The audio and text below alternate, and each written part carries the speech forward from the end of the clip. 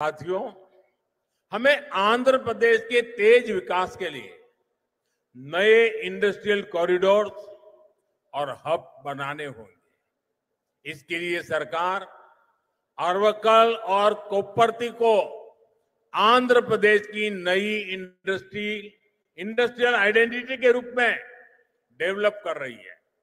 अरवक्कल और कोप्परती में निवेश बढ़ने से रोजगार के नए अवसर भी लगातार बढ़ रहे हैं।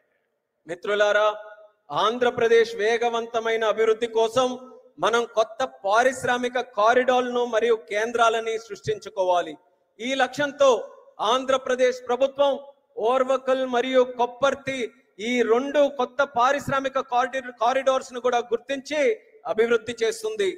ఓర్వకల్లో మరియు కొప్పర్తిలో పెరుగుతున్న పెట్టుబడులతో ఉపాధి అవకాశాలు కూడా క్రమంగా పెరుగుతున్నాయి.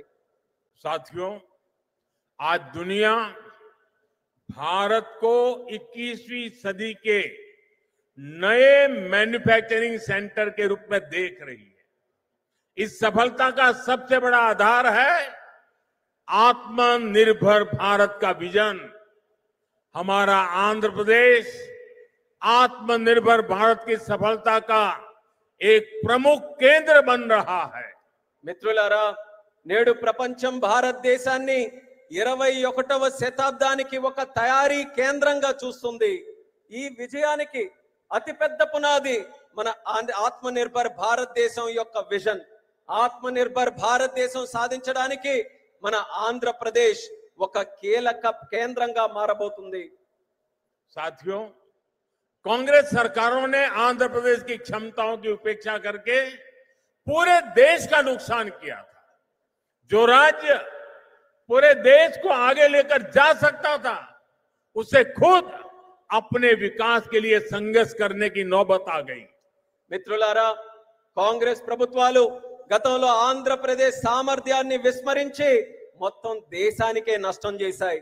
మొత్తం దేశాన్ని ముందుకు నడిపించగలిగినటువంటి శక్తి మన ఆంధ్రప్రదేశ్ రాష్ట్రానికి ఉంటే, మన ఆంధ్రప్రదేశ్ రాష్ట్రం మాత్రం తన సొంత అభివృద్ధి కోసం పోరాటం చేసుకునేటటువంటి దుస్థితి కలిగింది. मुझे खुशी है कि अब एनडीए सरकार में आंध्र की तस्वीर बदल रही है. आंध्र प्रदेश चंद्रबाबू जी के नेतृत्व में आत्मनिर्भर भारत की नई ताकत बन रहा है. आंध्र में मैन्युफैक्चरिंग तेजी से बढ़ रही है.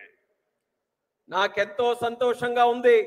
ఇప్పుడు మన ఎన్డీఏ ప్రభుత్వంలో ఆంధ్రప్రదేశ్ తాలూకా మొత్తం ముఖ చిత్రం మారుతుంది.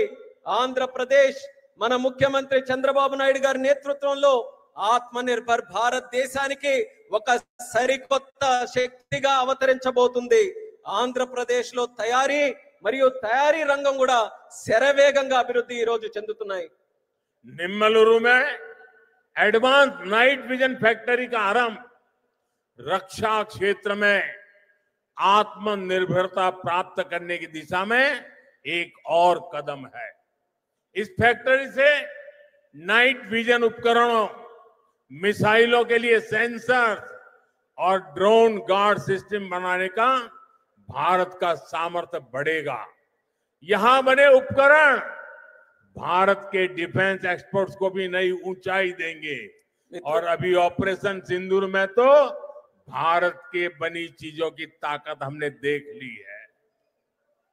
మిత్రులారా, నిమ్మలూరులో అడ్వాన్స్ నైట్ విజన్ ఫ్యాక్టరీ ప్రారంభం మన దేశ రక్షణ రంగంతో ఆత్మనిర్భరత సాధించడానికి మరో అడుగు ముందుకు పడినట్టుగా అయ్యింది.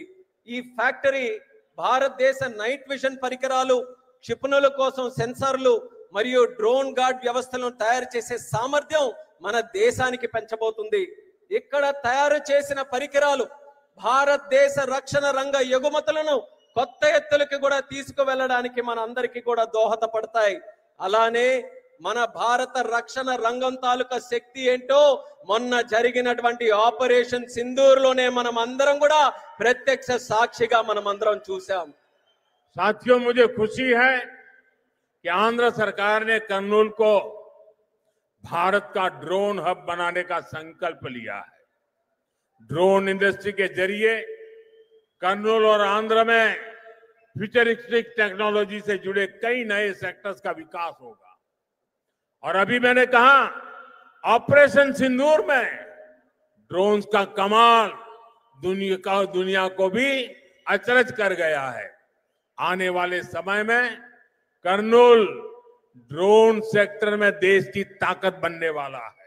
మిత్రులారా, ఆంధ్రప్రదేశ్ ప్రభుత్వం కర్నూలును భారతదేశ డ్రోన్ హబ్ గా తయారు చేయాలని సంకల్పించినందుకు నాకు ఎంతో సంతోషంగా ఉంది. డ్రోన్ హబ్ ద్వారా కర్నూలు మరియు ఆంధ్రప్రదేశ్ భవిష్యత్తులో వచ్చే టెక్నాలజీస్ కు సంబంధించి అనేక కొత్త రంగాలు అభివృద్ధి కూడా ఈ ప్రాంతంలో చెందుతాయి. ఆపరేషన్ సింధూర్ ఇందాక చెప్పినట్టు మన డ్రోన్లు కూడా ఎంతో అద్భుతాలు సృష్టించాయి.